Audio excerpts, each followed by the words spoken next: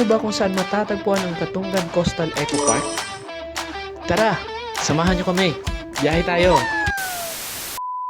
Welcome to Libak Katunggan Coastal Eco Park. Dito lang yan matatagpuan sa Barangay Tagisa, Libak, Sultan Kudarat. Ito pala ay may lawak na 720 hectares na mangrove forest at lalakarin mo ang 1.6 kilometers papuntang Tagisa Beach. Bawal magtapo ng basura. Pag sinabi mo no littering, hindi ka pwede magsulat dito kasi pag nagsulat ka, doon ka sa eskwelahan. So hindi ka pwede dito. Okay. No littering.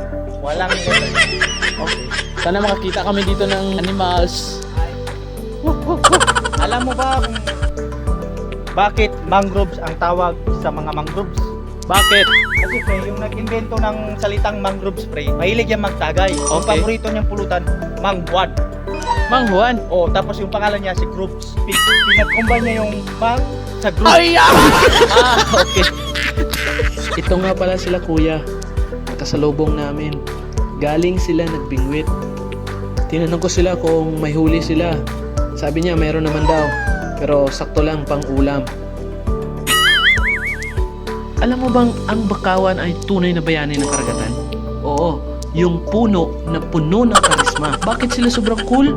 Narito ang mga dahilan. Una, ang Bakawan ay ang pambansang payong. Bakit sila tinawag ng pambansang payong? Kasi parang giant na payong na nagbibigay lilim sa mga isda na bubuhay sa ilalim nito. Mga isda, certified fresh. Pangalawa, anti-baha expert. Sila ang kontrabida sa pag-apaw ng dagat, bantay baha at protektor ng baybayin. O, di ba? Pangatlo, ang Bakawan ang balakubak buster. Wala nang balakubak sa karagatan dahil sila ay natural na tagapaglinis ng kapaligiran. Kaya alagaan natin ang mga Bakawan. Sila ang totoong MVP ng karagatan. At nakarating na nga kami dito sa tabing dagat. May mga cottages na pwedeng rintahan hanggang maghapon. Dito lang kami sa tabing dagat, maghihintay ng sunset. Pagdating namin dito, naglibot-libot muna kami. Naghanap ng magandang plastaran para sa sunset. Sobrang ganda ng lugar na to. Tahimik, pero worth it naman. Kasama mo ang mga pamilya mo.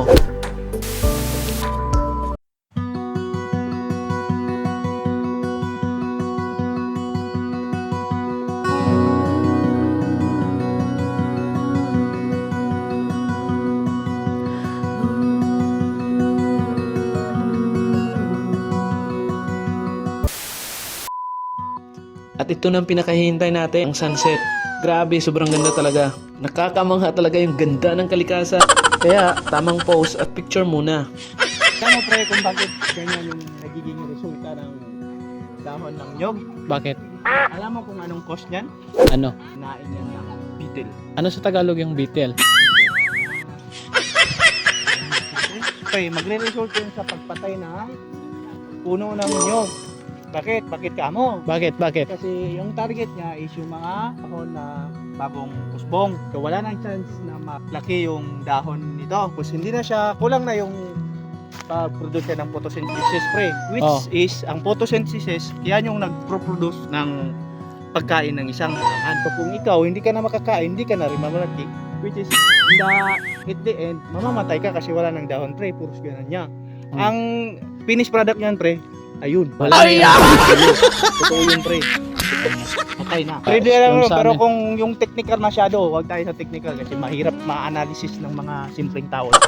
Kailangan ng mga matitinding alien ang utak. At sir, Thank you. Yan yung sinasabing kadang-kadang dish. Mga nagtitinolang walang kamatis, alam nyo na ngayon. Sarap ang tinolang may kamatis. grabe, dami kong nakain pa eh. At Busog na busog ako. may nabit. Tinolang manok. At dito, pauwi na kami ng sa hindi inaasahang pangyayari. Ay! Ay! Hala ko ako ah! Ay! Oh my God. Bag- Uy, kamusta?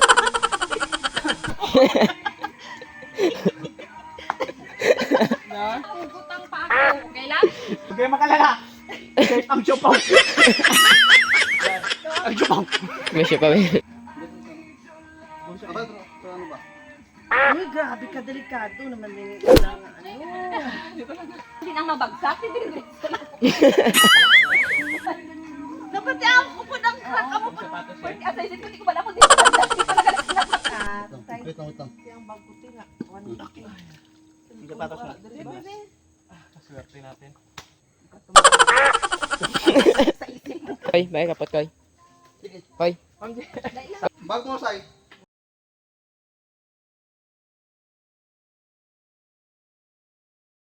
Kita ko talaga yung ganyan yung... At yan. Baya.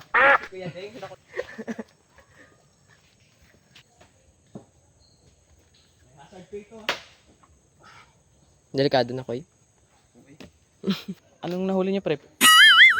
May crabs.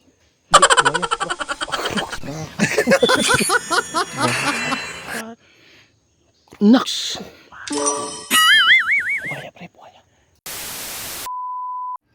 At pagkatapos ng aksidenteng nangyari, nagpapasalamat pa rin kami sa May Kapal sa proteksyon na binigay niya sa amin. Dahil gas-gas lang at kunting pasa yung inabot ng mga kasamahan namin. Isa sa mga memorable na nangyari dito sa Biyahero.